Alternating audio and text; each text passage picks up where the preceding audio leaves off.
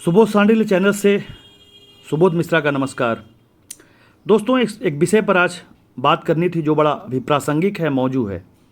ये जो संविधान के अनुच्छेद 25 से 28 के बीच धार्मिक स्वतंत्रता, धर्म को मानने और प्रसार करने की और अंतःकरण की स्वतंत्रता, आप जिसको चाहें स्वीकार करें, लेकिन इसके नाम पर जो अधर्म हो रहा है, धर्म के तथाकथित धर्म के नाम पर जो अधर्म हो रहा है, इस अधर्म में धर्म यानी जो उच्चतम मानवीय मूल्य हैं, जो मानवीय गुण हैं, उसको छोड़ करके बाकी सबका दुरुपयोग किया जा रहा है।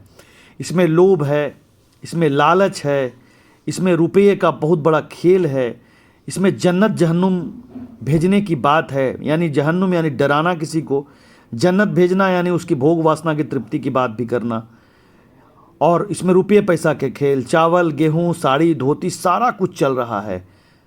जबकि अनुच्छेद 25 से 28 के बीच पूरा राइडर लगाया हुआ है कि इसमें लॉ एंड ऑर्डर के वायलेशन की बात नहीं होनी चाहिए, इसमें कोई हेल्थ के इशू पे बात कंप्रोमाइज़ नहीं होना चाहिए। जबकि हेल्थ के इशू पर इतना बड़ा कंप्रोमाइज़ है कि तेल पानी छिड़क करके उसके कैंसर, उसके टीबी, उसके रोगों को दूर करने की बात होती है।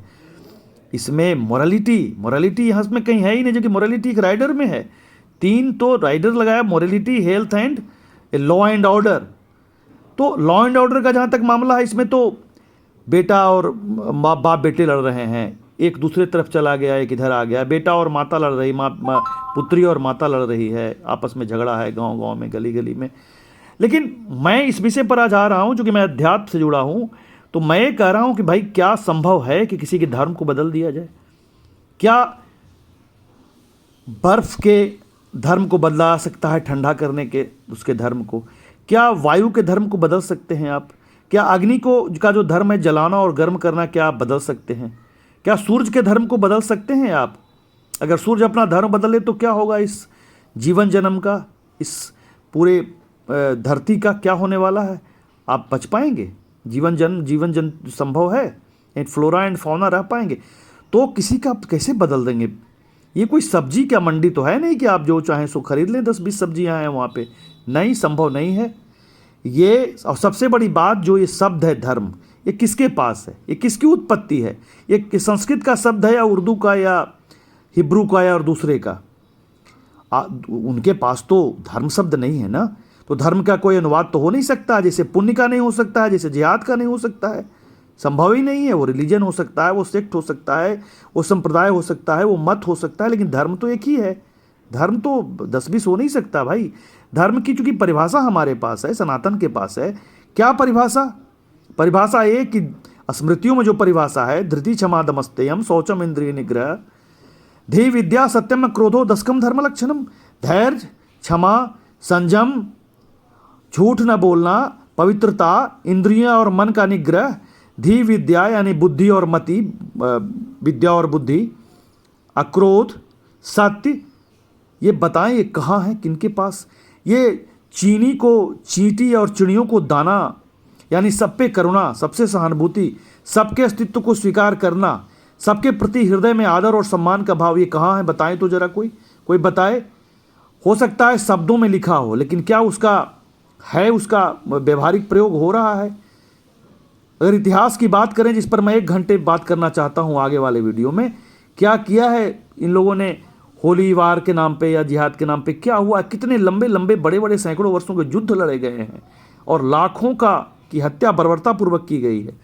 क्या ये 100 करोड़ भारत के जो सनातन धर्मी है प्रयोगशाला बनाकर रख दिया है?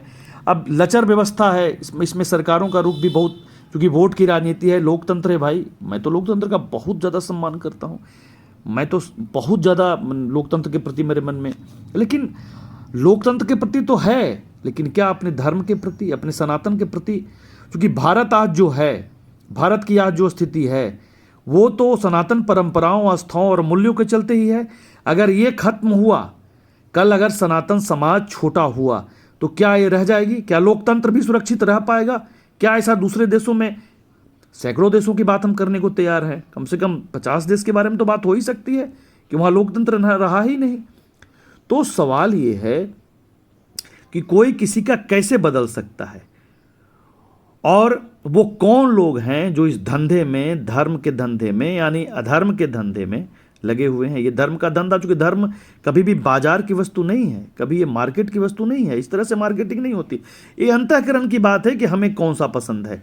अब सवाल है कि सबसे पहले तो बात है कि जो हमारा सनातन है उसी में 10-20 ये हैं। इसीलिए हमारा धर्म है कि आप निराकार को माने, आप साकार को माने, आप हनुमान जी को माने, आप शंकर जी को माने, आप ब्रह्मा जी को माने, आप राम को माने, या भगवान राम को, भगवान कृष्ण को, किसी को मानने के स्वतंत्र हैं आप। एक परिधि में, एक संस्कारों के तहत, एक दर्शन के तहत, एक मान्यताओं के तहत आप किसी को मान सकते हैं और एक सबसे बड़े आप शुद्ध सनातनी होंगे।